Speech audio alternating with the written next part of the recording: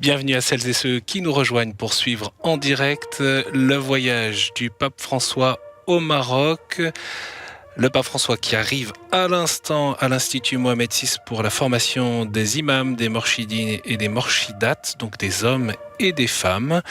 Il a été accueilli par le roi Mohamed VI à l'instant. Et donc le pape François qui retrouve le roi du Maroc après une rencontre au Palais Royal et la cérémonie de bienvenue et l'échange de discours qui a eu lieu tout à l'heure sur l'esplanade de la Tour Hassan. Voilà les honneurs de la garde. Roi du Maroc qui est accompagné du prince héritier. Dans cet institut pour la formation des imams, voulu donc par Mohamed VI, cet institut inauguré il y a 4 ans par le roi est l'expression du Maroc, qui est marqué par l'islam sunnite de rite malékite. Donc cette volonté du roi de réformer l'islam avec la Jordanie et le Maroc est l'un des pays les plus engagés dans la promotion d'un islam modéré tourné vers la modernité, ouvert aux autres religions et au monde. Il s'inscrit donc dans une démarche délibérément opposée aux tendances intégristes de l'islam. Et c'est notamment après l'attaque terroriste de Casablanca en 2003 que le roi du Maroc, Mohamed VI, commandeur des croyants, a initié un renforcement des instituts de formation et des centres de recherche islamique pour empêcher le développement des tendances radicales, l'apologie du terrorisme ou de la violence. Ce centre de formation accueille environ 1 millier de personnes en formation, parmi lesquelles il y a une moitié de Marocains, mais aussi beaucoup d'étrangers venus d'Europe ou d'Afrique. Et notamment quand le Mali a connu une flambée islamiste radicale, eh bien, le roi du Maroc a invité un certain nombre d'étudiants et d'imams maliens à venir se former dans cet institut. Ces étudiants viennent du Sénégal, de la Côte d'Ivoire, de la Guinée, du Nigeria. Je le disais tout à l'heure, des imams, mais aussi des hommes et des femmes qui peuvent assurer le rôle de conseillères spirituelles.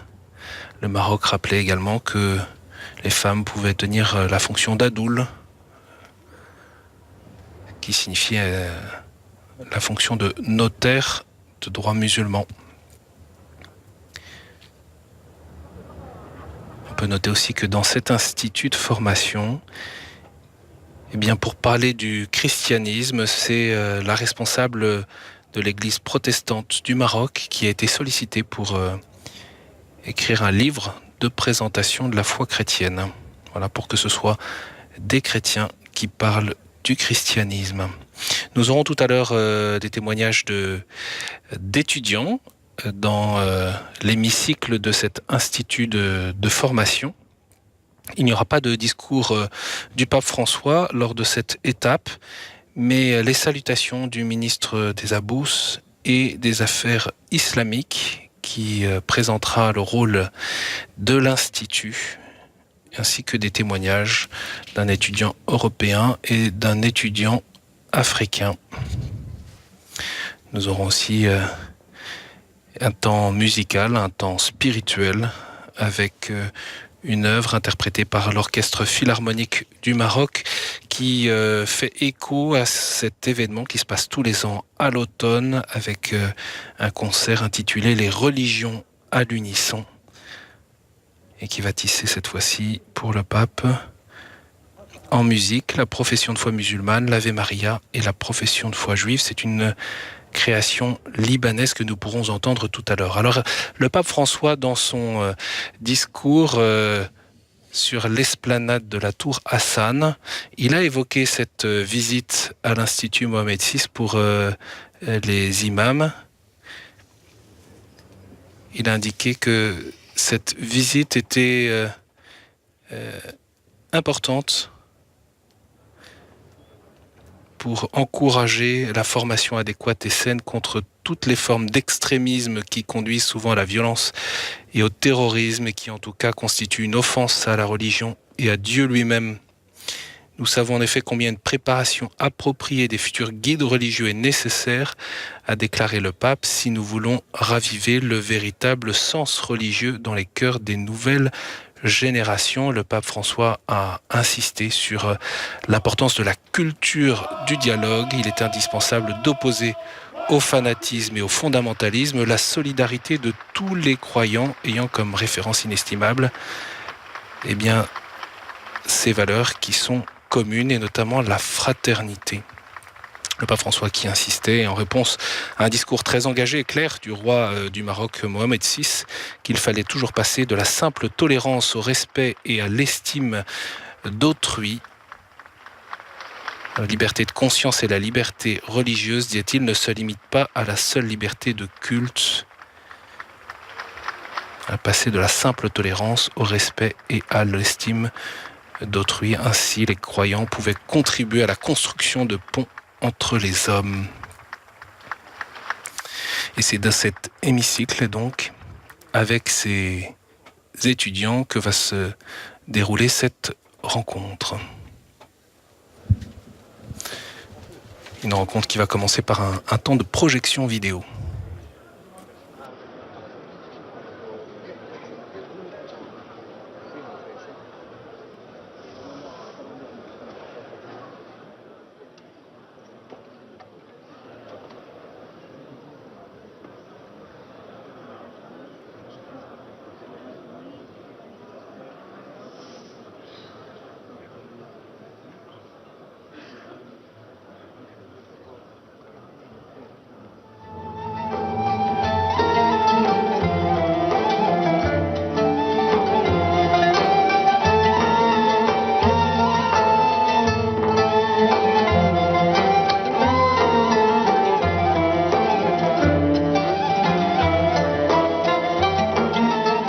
En el Reino de Marruecos, Su Majestad el Rey, en su calidad de comendador de los creyentes, es el garante de la religión. Asegura esta misión velando por sus dos aspectos más importantes. Le commandant des croyants. Il assure le droit de prier. Avant tout, la préservation des fondements religieux.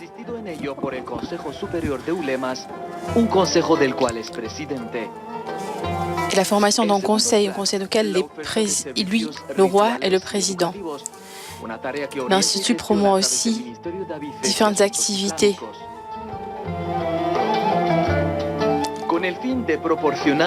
afin de proportionner une formation de qualité à tous les croyants, une formation continue pour les plus de 50 000 imams qui prêchent aujourd'hui dans les différentes mosquées. En deuxième lieu, la formation de nouvelles générations d'imams et de prédicateurs avec un programme qui a commencé en 2004. L'Institut Mohammed VI pour les prédicateurs et prédicatrices. Depuis son inauguration par le roi Mohamed VI, l'Institut a fait l'objet de différentes visites de personnes éminentes et a été cité aussi dans les différents médias dans le monde. Demande une formation universitaire des candidats et sont sélectionnés pour répondre au mieux possible aux expectatives d'une communauté toujours plus instruite, dans un moment où les extrémismes augmentent et prennent fondement très souvent de l'ignorance concernant la religion. L'objectif annuel de chaque promotion sont de 150 imams et de 50 prédicatrices. La formation se base dans le livre sacré du Coran et d'autres livres des doctrines spirituelles islamiques. On prend en compte aussi des notions de sociologie, d'histoire, de géographie, l'informatique, l'astronomie, la santé mentale et l'éducation sexuelle. Un des manuels prend en compte le fait que la plupart des textes cités par les terroristes n'ont aucun fondement islamique. La miséricorde de Dieu envers soi-même et envers les autres. Pour les prédicatrices, il y a un cours particulier qui leur familiarise avec les différentes religions. Il y a un manuel qui a été écrit qui met en évidence les liens communs entre les différentes grandes religions monothéistes. La mosquée qui fait partie de l'Institut, c'est le lieu où se déroulent les cours pratiques, à savoir l'oration, la prédication, l'enseignement du Coran. Il est accessible à la communauté. Ceux qui se forment dans l'Institut, les Marocains qui se forment à l'Institut ont l'accès et sont envoyés dans les différentes mosquées du royaume du Maroc. Pas forcément pour prendre en charge la mosquée, mais surtout pour assister à l'imam de lieu.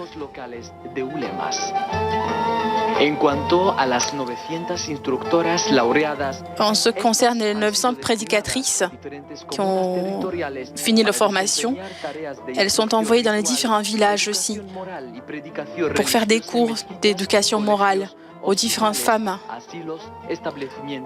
aux enfants, ou même dans les établissements scolaires, aux pénitentiaires. Guiado por este zócalo cultural común y consciente de los retos que supone su preservación frente a todas las derivas, me congratulo de la firma de un acuerdo de formación que se llevará a cabo en Marruecos durante varios años y de la que se beneficiarán los imanes malienses.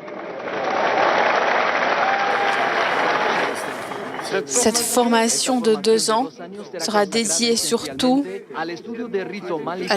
aux Marocains pour mettre en lumière le fait que l'islam refuse toute forme de violence. Et plus tard, l'Institut était ouvert aussi à la formation d'imams étrangers. Les candidats qui venaient des pays africains ils ont des contacts avec le Maroc et partagent les mêmes fondements religieux, la doctrine et la même spiritualité. L'ouverture de l'Institut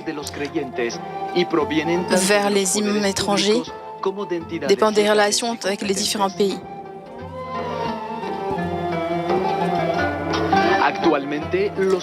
Actuellement, les étudiants étrangers en période de formation viennent des pays suivants, surtout en Afrique, Gambia, Tchad, Sénégal, Gabon et Nigeria. Muy proximamente, a estas promociones se añadirán también candidatos procedentes de Níger. Probablement, il se verra aussi à des candidats d'autres pays. La dernière demande, c'était celui d'un pays asiatique, de la Thaïlande. Par rapport aux étudiants français, l'Institut les accueille depuis 4 ans. La demande a été formalisée par l'Union des mosquées de France. C'était un projet et est devenu un accord officiel entre les deux pays. Les étudiants étrangers bénéficient de tous les avantages, des mêmes avantages que les étudiants marocains. Le logement, les repas et le transport. La cohabitation de ces différentes origines permet aujourd'hui de former plus de 1300 imams. Il a mis à disposition aussi une assistance au niveau de la santé et bénéficie de tout le soutien nécessaire pour leur formation. Le cours d'étranger peut varier entre 2 et 3 ans. Et le temps de formation est le même que celui donné aux Marocains. Ils ont accès aussi à une formation professionnelle en différents domaines, en informatique, en agriculture, en couture, fontanería y electricidad. En électricité, 1200 sont les imams qui ont été formés provenant de différents pays. Les communautés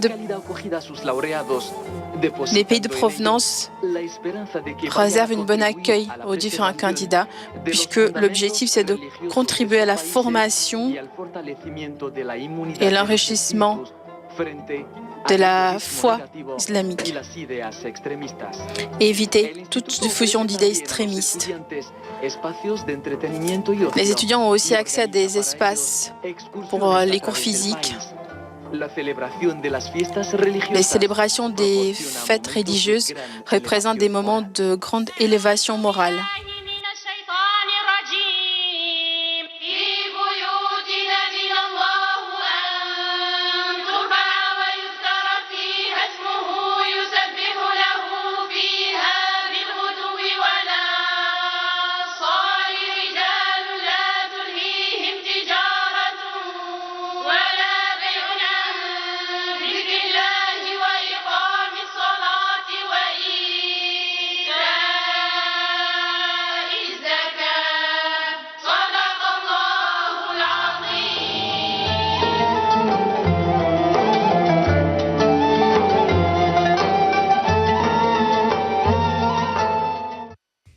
Voilà cette vidéo de présentation de l'Institut de formation des imams, Institut Mohamed VI.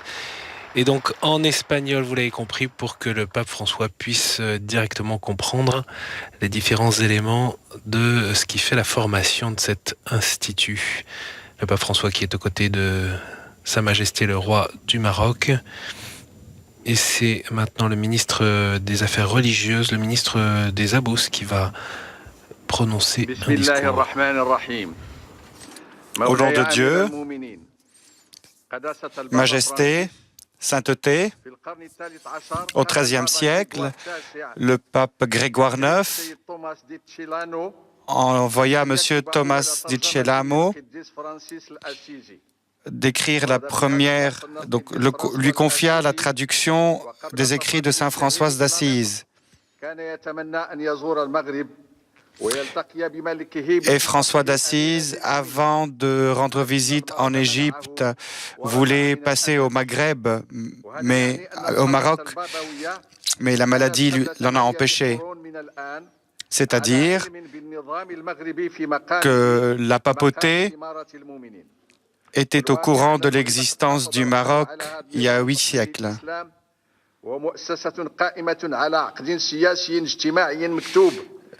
La royauté marocaine qui est fondée sur la religion et sur un pacte social.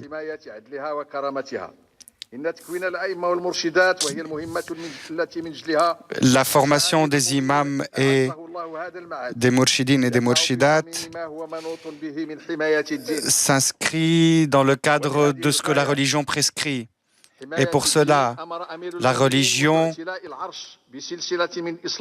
la protection de la religion fait partie des prérogatives du commandeur des croyants.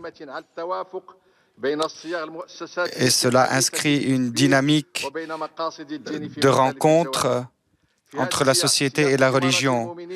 Et dans ce cadre, beaucoup de problématiques sont résolues. Et parmi ces problématiques, la présence de la religion dans l'État et la relation de la religion avec la politique, les problématiques de la politique, de la citoyenneté. Et enfin, la relation avec les oulémas. La présence de la religion dans la vie est quelque chose d'important qui est en rapport avec la question du sens. Cela donne de la force dans la Ummah. Quant à la mission de la religion, elle a un rôle très important à jouer dans la société et pour l'adoration de Dieu. Parce que la religion au sein du royaume s'inscrit dans le cadre de la Ummah, alors que la politique doit insister sur la question du dialogue.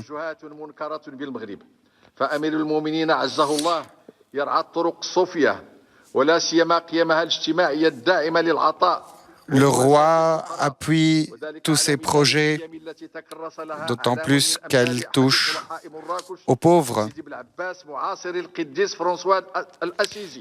Tradition qui remonte au souverain contemporain de Saint François d'Assise. Le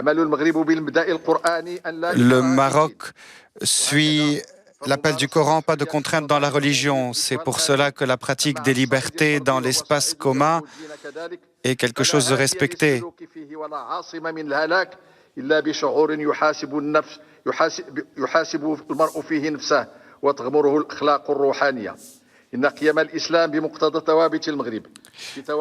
L'islam est respecté dans le Maroc et le Maroc essaye d'éduquer l'homme dans ses dimensions spirituelles.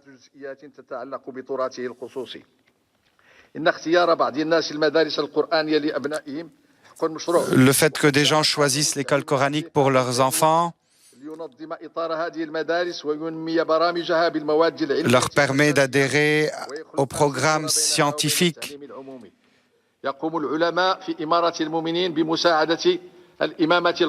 Dont les oulémas sont responsables et ces oulémas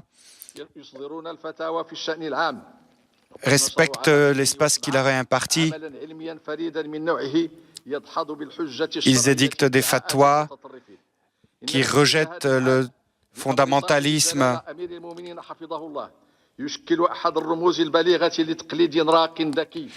Sous la guidance du commandeur des croyants, cet institut honore son rôle au sein de la société et rejoint les aspirations des gens et le texte de la charia.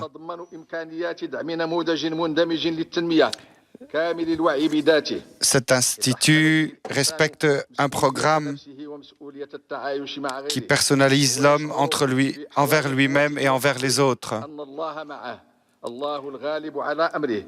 Cet homme avec qui Dieu est, le Dieu miséricordieux.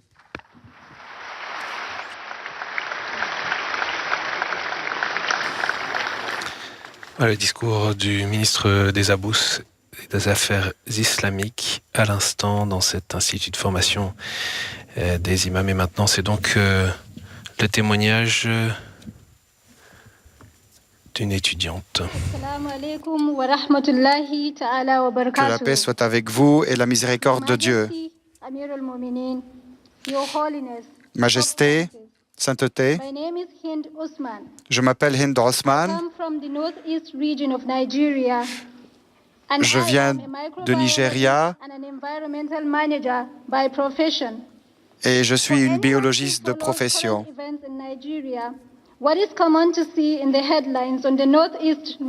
Pour la personne qui suit les mouvements islamiques au Nigeria, constate l'existence d'extrémisme.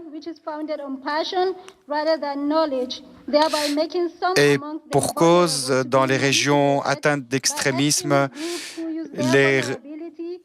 les croyants basent surtout leur foi sur les passions et pas sur l'éducation. Cela a résulté en un groupe de jeunes qui bombardent des mosquées et tuant et asservissant femmes et enfants et détruisant les communautés. Changer la situation nécessite que les gens soient éduqués. C'est pour cela que j'ai décidé de m'éduquer dans ce domaine.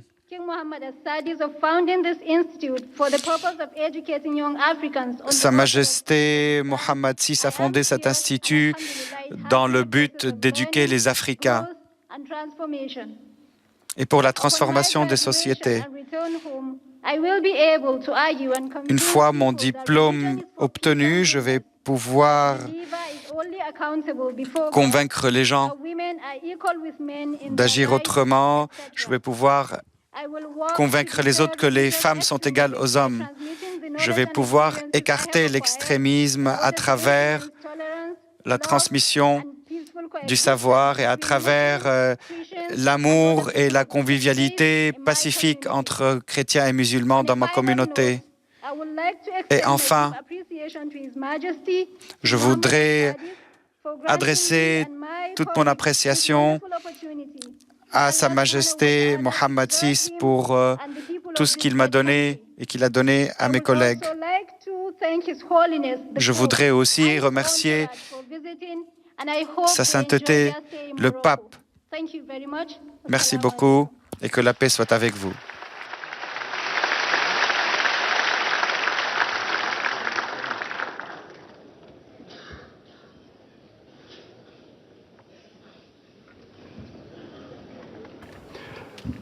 Au nom de Dieu, le clément, le tout miséricordieux, Votre Majesté Amir al-Mu'minin, Votre Sainteté Pape François.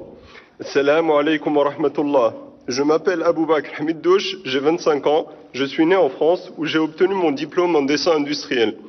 Actuellement, je suis étudiant à l'Institut Mohammed VI de formation des imams mourchidines et mourchidettes. La communauté musulmane en France a grand besoin d'imams et de prédicatrices religieuses pour que les valeurs de la religion contribuent au vivre ensemble et au bien-être spirituel au sein de la société. En 2015, mon pays a été victime d'actes horribles commis par des criminels prétendant agir au nom de l'islam. Bien sûr, je savais que ces crimes allaient à l'encontre de la religion, mais j'ai pris conscience qu'il fallait que des voix s'élèvent, que des hommes et des femmes s'engagent, s'unissent et agissent contre cette idéologie de la mort. Mais pour être efficace au sein d'une société formatée par des courants multiples et parfois par des idées toutes faites, il fallait acquérir des connaissances et un savoir communiquer.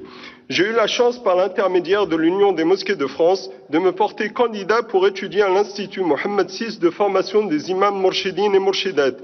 J'ai pu ainsi accéder à une formation solide en sciences religieuses traditionnelles et à des connaissances en sciences humaines modernes. La formation s'inspire d'une doctrine qui prend en compte la vie pratique, la culture et qui accepte la diversité, un dogme basé sur la modération et le juste milieu, mais aussi une spiritualité qui vous unit à Dieu et à ses créatures par le lien de l'amour. À mon retour, je compte mettre au service de mon pays et de l'ensemble de ses habitants les différentes compétences acquises à l'Institut.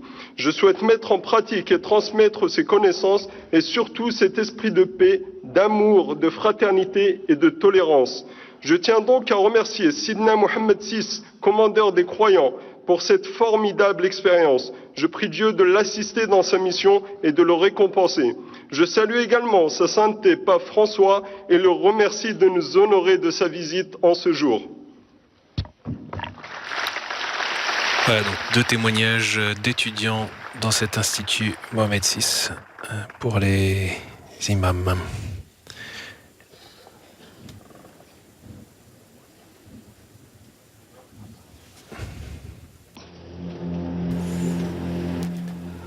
Et c'est maintenant l'Orchestre Philharmonique du Maroc qui, comme je vous le disais tout à l'heure, propose un temps spirituel.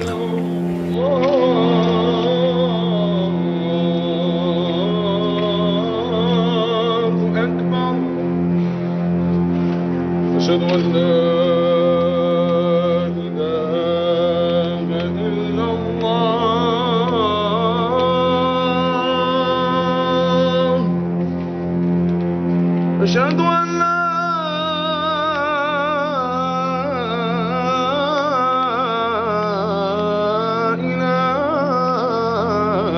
إلا الله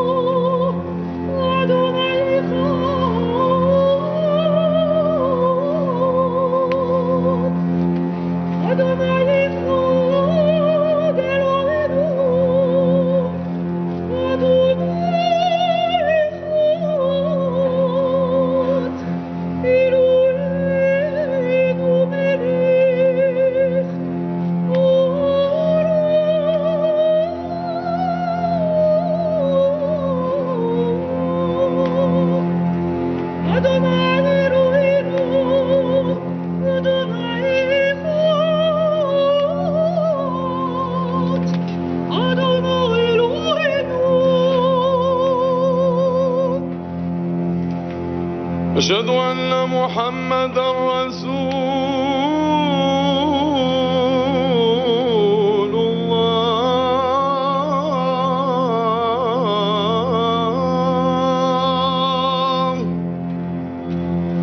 أشهد أن محمدا رسول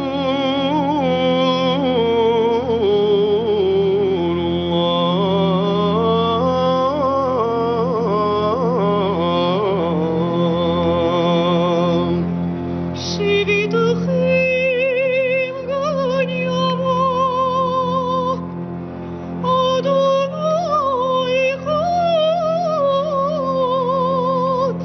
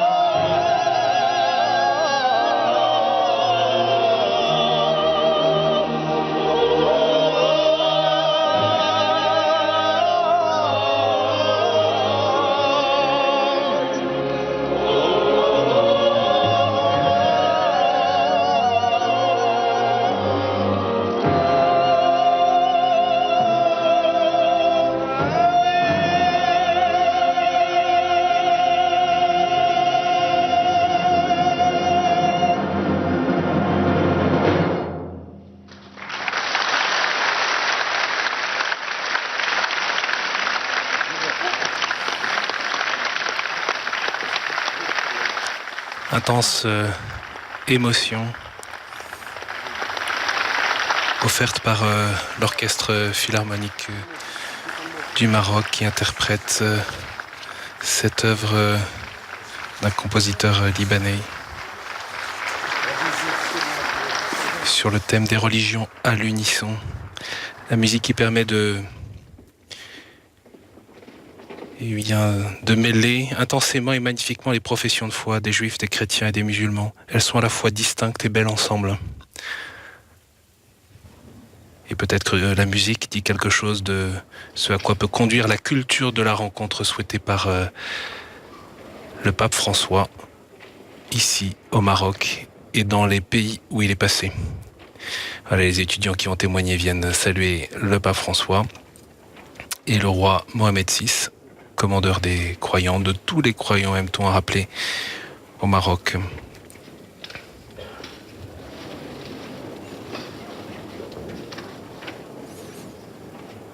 Et c'est vrai qu'il y a de l'audace, en quelque sorte, du pape François à venir ici dans cet institut de formation pour les imams,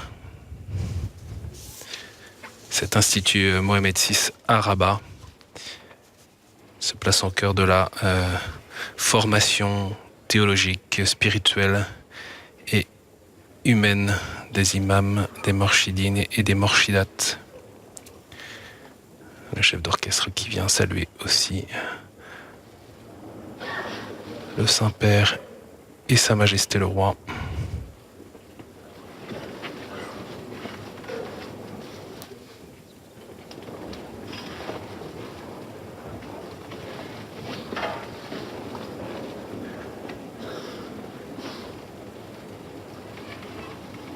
On peut dire que l'accueil au Maroc, l'accueil réservé au pape François, est très festif. 130 000 personnes, selon les autorités, ont accueilli le pape dans les rues malgré la pluie, entre l'aéroport et son arrivée sur l'esplanade de la tour Hassan. Et puis il y avait 12 000 personnes qui l'attendaient là pour son discours au peuple marocain. Étape importante à la fois pour le Maroc, mais aussi pour l'Église catholique dans ce chemin de dialogue, dans ce chemin de rencontre, dans la continuité aussi de cette déclaration historique d'Abu Dhabi sur la fraternité humaine pour la paix dans le monde.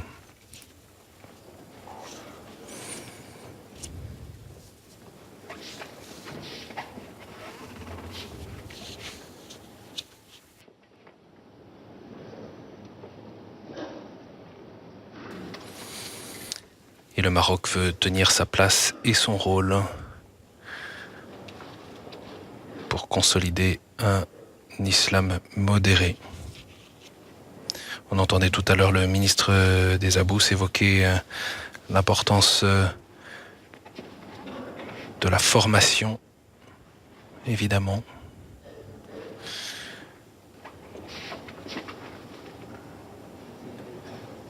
Et on sait que le roi, depuis notamment les attentats de Casablanca, s'est engagé et encourage son pays à s'engager contre le fondamentalisme.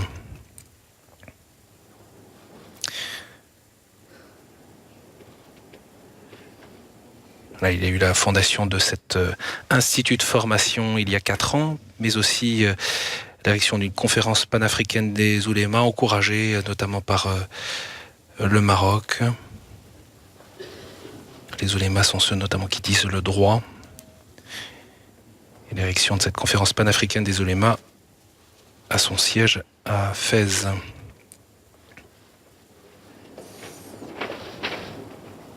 Elle a été créée en juin 2016. On aperçoit parmi les évêques et les personnalités catholiques à l'arrière-plan l'évêque d'Oran, monseigneur Jean-Paul Vesco, mais aussi l'évêque auxiliaire de Marseille, monseigneur Aveline, qui préside le conseil épiscopal pour le dialogue interreligieux.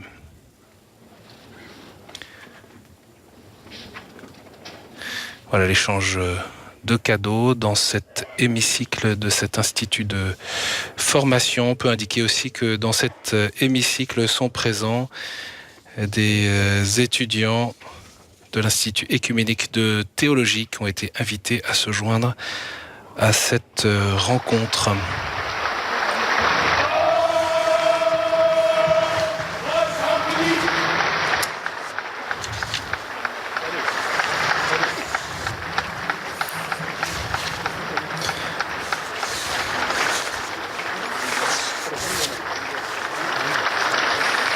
Et puis on peut citer et rappeler cette signature à la fois surprise parce qu'elle n'avait pas été annoncée mais importante, cet appel de Sa Majesté le roi Mohamed VI et de Sa Sainteté le pape François sur Jérusalem. Nous pensons important de préserver la ville sainte de Jérusalem comme patrimoine commun de l'humanité et par-dessus tout pour les fidèles des trois religions monothéistes doivent être conservés et promus le caractère spécifique multireligieux, la dimension spirituelle et l'identité culturelle particulière de Jérusalem et notamment la garantie de la pleine liberté d'accès aux fidèles des trois religions et le droit chacune d'y exercer son propre culte.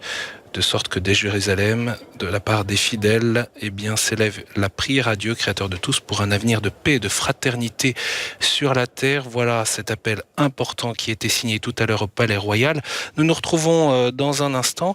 Le pape François se rend maintenant à la Caritas diocésaine à Rabat pour y rencontrer des migrants. Nous avons rendez-vous aux alentours de 18h10 selon le programme officiel. Merci à nos traducteurs Antoine Fleffel et Yasna Anjos. Merci à nos confrères de Télépaché et Vatican Média ainsi que notre équipe mobilisée ici en régie.